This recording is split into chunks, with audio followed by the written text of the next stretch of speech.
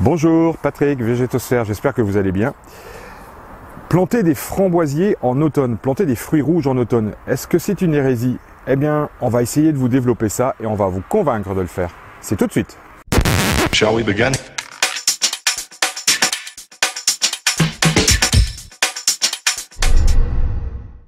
Eh bien voilà, les framboisiers, nous y sommes. Culture facile, culture gourmande, culture sympathique avec les enfants, les petits-enfants. Il n'y a rien de meilleur que ce que vous planterez dans votre jardin et que ce que vous allez voir pousser, fleurir, fructifier et récolter. Ça, c'est le bonheur absolu.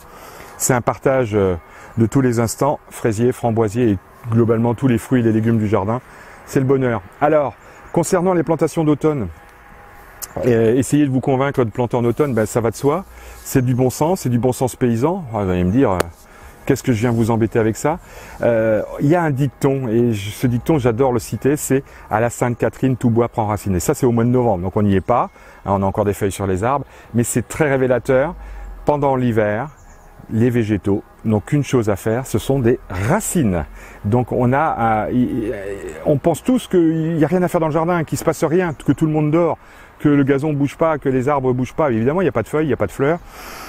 Il fait froid, on n'a pas envie de mettre le nez dehors, mais pour autant, dans la terre, dans le sol, eh bien, vous avez des végétaux qui font des racines et qui explorent ce nouveau domaine et qui vont alors gagner en autonomie et en capacité de pouvoir pousser, fleurir et fructifier dans l'année qui vient. Et ça, c'est tout le bonheur des plantations d'automne. Et puis, j'ai un argument supplémentaire, c'est un argument qui est malheureusement d'actualité. L'actualité nous rejoint. C'est vrai que la production et la vente de tous ces fruits s'est fait plutôt au printemps. Parce que la demande de nos clients, des clients, fait que tout se fait à la dernière minute et plutôt vers le printemps qu'en automne. Ça, c'est un constat, hein, ça fait 30 ans que c'est comme ça. Mais là, il y a le phénomène qui va peut-être inverser la chose, c'est tout simplement le réchauffement climatique et les sécheresses et les canicules. Parce que planter en automne, comme vous l'avez compris précédemment, on a des plantes qui ne vont pas stresser, qui ne vont pas manquer d'eau. Parce que vous pouvez évidemment arroser, septembre est chaud et sec, d'accord, mais pendant tout l'hiver, ça racine et la plante est autonome. Si on le fait au printemps, si on le fait en avril, mai, eh bien là, 2 mois après, on est en période de chaleur normale. Je ne parle pas de canicule. Et c'est toujours délicat pour ces végétaux qui ne sont pas totalement autonomes au niveau des racines. C'est-à-dire qu'ils n'ont pas totalement la capacité d'aller chercher toute l'eau nécessaire à leur développement. Et voilà, si on peut anticiper de quelques mois, c'est le bonheur garanti pour les récoltes. Et ce sont des végétaux qui vont être totalement autonomes. Presque totalement autonome. Hein. On ne peut pas parier sur les étés et un hiver sec, ça peut arriver aussi, mais grosso modo la pluviométrie en hiver est importante. Présentation du framboisier. Le framboisier est un arbuste de 50 cm, sachez qu'il y a des variétés naines qui se destinent plutôt au balcon, jusqu'à 1,50 m, 2 m. Hein. Moi, c'est pas rare d'avoir des framboisiers qui me dépassent. Ça devient compliqué à gérer parce que ça plie avec la pluie ou tout simplement avec les fruits qu'ils ont apportés. Ce sont des végétaux de la famille des rosacées, originaires d'Europe hein, et d'Asie mineure. Donc c'est plutôt continental, c'est plutôt de chez nous.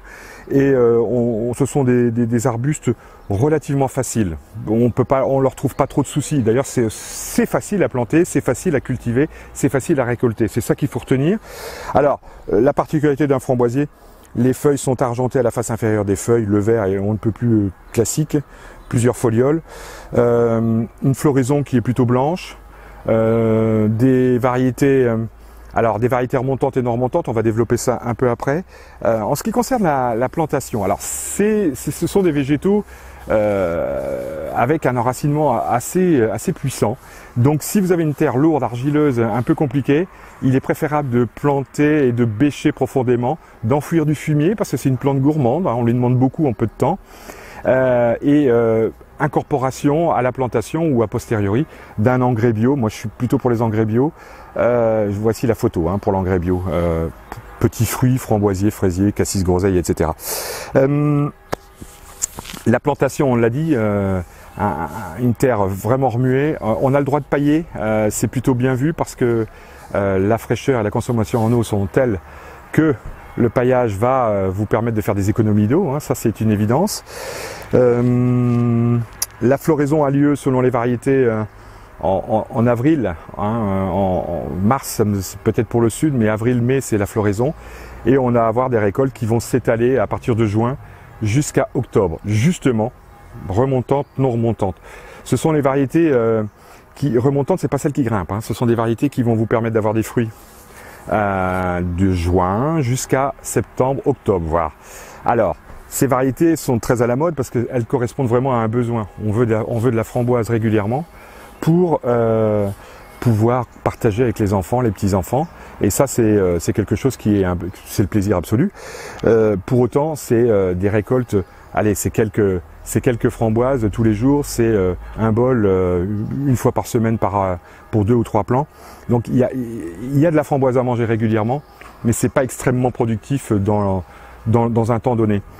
Justement, il existe les framboises non remontantes qui, elles, font une production beaucoup plus tôt, ramassée. C'est le cas aussi des fraises, hein, pour information, en 15 jours, 3 semaines, 1 mois maximum.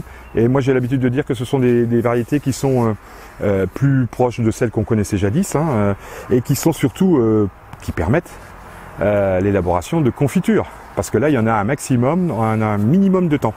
Voilà pour la présentation des remontants non remontantes. On a parlé de la taille. Non, on n'a pas parlé de la taille. La taille, alors à la sortie de l'hiver, ce qu'il faut faire sur les deux types, hein, vous éliminerez toutes les branches sèches et il y en aura beaucoup. Jusqu'à la base, il faut l'éliminer parce que ça permettra à la touffe d'être relativement aérée et vous accéderez beaucoup mieux à la cueillette le moment venu.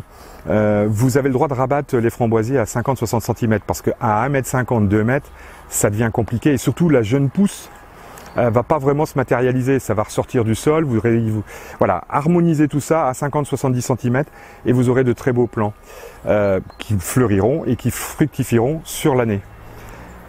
Maladies, parasites, ah bien écoutez, à part le petit ver que vous voyez parfois dans la framboise que vous êtes en train de croquer, on ne lui connaît pas de soucis. D'ailleurs, on n'a pas de produit pour détruire cette petite bestiole qui fait partie un peu du jeu, hein. C'est de la viande sans ticket, comme diraient les autres. On leur connaît pas trop de soucis, hein. Du puceron ça pourra arriver, mais franchement c'est une culture facile, comme je l'ai dit tout à l'heure en introduction, que ce soit dans le jardin ou au balcon. L'eau semble être le problème numéro 1 et il faudra tout faire pour bien arroser si c'est nécessaire. Alors pour terminer, les variétés, alors il existe des dizaines et des dizaines de variétés et comme pour la fraise, les framboises sont vraiment une spécialité française. On a encore une maison qui s'appelle Delbar, qui est un créateur d'arbres fruitiers. C'est une pépinière qui se trouve dans l'Allier. Et cette pépinière crée encore quelques framboises. Donc on a des nouvelles variétés qui arrivent régulièrement. On a Cerdis qui n'est pas un obtenteur mais qui est plutôt un diffuseur, un multiplicateur et qui propose lui un grand choix de framboises sur le marché. J'en oublie d'autres, hein, voilà, mais ce sont Cerdis et Delbar, vous les trouverez partout dans les pépinières, les jardineries et chez les horticulteurs. Ce sont vraiment les leaders incontestés du petit fruit rouge et de la framboise en particulier. Pour les variétés quand même, il faut qu'on en parle. La Belle de Malicorne, l'Autumn Bliss, la Zeva qui est une remontante, Héritage. Alors il existe évidemment les framboises roses, ça on ne conteste pas, mais depuis une dizaine d'années les jaunes sont arrivés sur le marché et honnêtement sont pas mauvaises. Moi j'ai une feuille gold, mais là c'est une Good as Gold, c'est une variété originale. Elles sont vraiment sucrées en général les jaunes. Pour info il existe des noirs, alors ça c'est un petit trublion. Ça produit aussi, bon, voilà. Il existe plein de framboises différentes, c'est ça qu'il faut retenir et il faut se faire plaisir. Il faut surtout garder les étiquettes parce que à la fin, on dit mais celle-là elle est vraiment différente, elle est bonne et on n'a plus l'étiquette. Essayez de garder les étiquettes quelque part et d'identifier celles que vous avez plantées à tel ou tel endroit. Pour terminer avec les framboises, donc plantation d'automne, n'oublions pas, c'est le bonheur et ça va marcher et vous aurez moins de soucis les étés prochains. N'oubliez pas le petit pouce bleu, n'oubliez pas de vous abonner à la chaîne Végétosphère, de commenter, de partager, commentez autant que vous pouvez, on répond. Et Végétosphère, c'est une entreprise qui démarre très prochainement. Shall we begin?